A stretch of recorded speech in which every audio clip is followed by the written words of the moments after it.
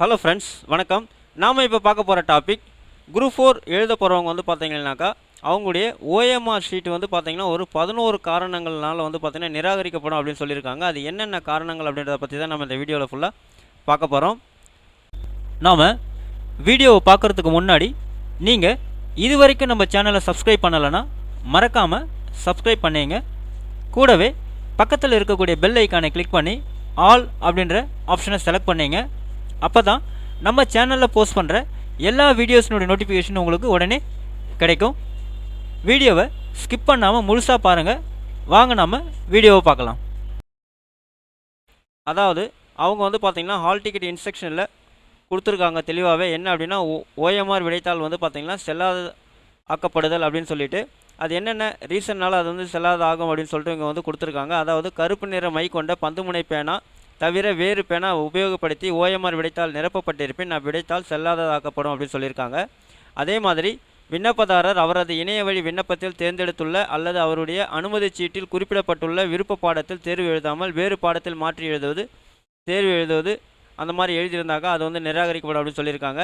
சுய விவரங்கள் கொண்ட ஓஎம்ஆர் விடைத்தாளாக இல்லாத பட்சத்தில் அவ்விடைத்தாளில் பதிவெண் எழுதுவதற்கென கொடுக்கப்பட்டுள்ள இடத்தில் பதிவெண் எழுதப்படாமல் விடுபட்டு இருந்தால் வந்து செல்லாதாக்கப்படும் சொல்லியிருக்காங்க. ஸோ அடுத்த நாலாவது வந்து பார்த்தீங்கன்னா ஓஎம்ஆர் விடைத்தாளின் 2ஆம் பக்கத்தில் உள்ள விளக்கப்படத்தில் குறிப்பிடப்பட்டுள்ள சரியான முறைப்படி விடைகளை நிரப்பாமல் இருந்ததுன்னா வந்து பார்த்தீங்கன்னாக்கா உங்களுடைய ஓஎம்ஆர் ஷீட் வந்து நிராகரிக்கப்படும் அப்படின்னு வந்து சொல்லியிருக்காங்க. அதே மாதிரி வந்து பார்த்தீங்கன்னாக்கா 5வது ஆப்ஷன் ஓஎம்ஆர் விடைத்தாளின் 1ஆம் பக்கத்தில் அச்சிடப்பட்டுள்ள பட்டை குறியீடு, அதாவது ஓஎம்ஆர் ட்ராக் வந்து பார்த்திங்கன்னா சேதப்படுத்தப்பட்டிருந்தால் அது வந்து பார்த்திங்கனாக்கா நிராகரிக்கப்படும் சொல்லியிருக்காங்க. அடுத்து வந்து பார்த்திங்கன்னா ஓஎம்ஆர் விடைத்தாளில் தேவையான இடங்களில் தேர்வர் கையொப்பமிடாமல் இருந்தால் நேரங்களில் வந்து பார்த்திங்கனாக்கா ஸோ அதுவும் வந்து பார்த்திங்கனாக்கா செல்லாதாக்கப்படும் அப்படின்னு சொல்லியிருக்காங்க. அப்போது உங்களுக்கு வந்து பார்த்திங்கன்னா ஓஎம்ஆர் ஷீட்டில் எங்கே நீங்கள் கையெழுத்து கரெக்டாக போடணுமோ அந்த இடத்துல நீங்கள் கையெழுத்து கரெக்டாக போட்டிருக்கணும். அதே மாதிரி வந்து பார்த்திங்கன்னா ஓஎம்ஆர் விடைத்தாளில் தேவையான விவரங்கள் நிரப்பப்படாமல் இருத்தல் அப்படின்னு சொல்லியிருக்காங்க. அப்போ ஓஎம்ஆர் விடைத்தாளில் வந்து பார்த்திங்கன்னா அவங்க கொடுத்துருக்கக்கூடிய இன்ஃபர்மேஷன்ஸ் எல்லாமே டீட்டெயில்ஸ் எல்லாமே நீங்கள் வந்து கரெக்டாக ஃபில் பண்ணணும். அந்த மாதிரி ஃபில் பண்ணாமல் இருந்தாலும் வந்து பார்த்திங்கன்னா செல்லாதாக்கப்படும் சொல்லியிருக்காங்க. அடுத்து வந்து பார்த்திங்கன்னா பிற தேர்வரின் இருக்கையில் தவறாக அமர்ந்து தேர்வு எழுதுதல், பிற தேர்வரின் ஓஎம்ஆர் விடைத்தாளை பயன்படுத்துதுன்னு சொல்லியிருக்காங்க. அப்போது உங்களுக்குன்னு இருக்கக்கூடிய இருக்கையில் தான் நீங்கள் அமர்ந்து வந்து தேர்வு எழுதணும்.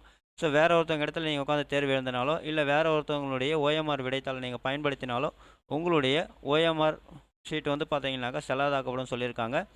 அடுத்தது வந்து பார்த்திங்கன்னா அடையாளத்தை வெளிப்படுத்தும் எவ்வித பொருத்தமற்ற முக்கியமற்ற கருத்துரைகள் ஓஎம்ஆர் விடைத்தாளில் காணப்பட்டால் அப்படின்னு சொல்லியிருக்காங்க. ஸோ இந்த ரீசன் இருந்தாலும் வந்து பார்த்திங்கன்னா உங்களுடைய ஓஎம்ஆர் ஷீட் வந்து செல்லாதாக்கப்படும் சொல்லியிருக்காங்க. அடுத்தது வந்து பார்த்திங்கனாக்கா வினா தொகுப்பு எண்ணை விடைத்தாளில் அதற்குரிய இடத்தில் சரியாக எழுதி அதற்குரிய வட்டங்களை நிரப்ப வேண்டும் அப்படின்னு சொல்லியிருக்காங்க. நீங்கள் எந்த வட்டங்களை நிரப்புகிறீர்களோ அதுவே இறுதியானதாகும் அப்படின்னு வந்து சொல்லியிருக்காங்க. வினா தொகுப்பு எண் சரியாக எழுதப்பட்டிருந்து அதற்குரிய வட்டங்கள் நிரப்பப்படாமல் விட்டிருந்தாலோ அல்லது கீழ்கண்டவாறு நிரப்பப்பட்டிருந்தாலோ விடைத்தாள் செல்லாதாக்கப்படும் சொல்லியிருக்காங்க. ஸோ அதுக்கு கீழே வந்து பார்த்திங்கன்னா 5 டீட்டெயில்ஸ் கொடுத்துருக்காங்க.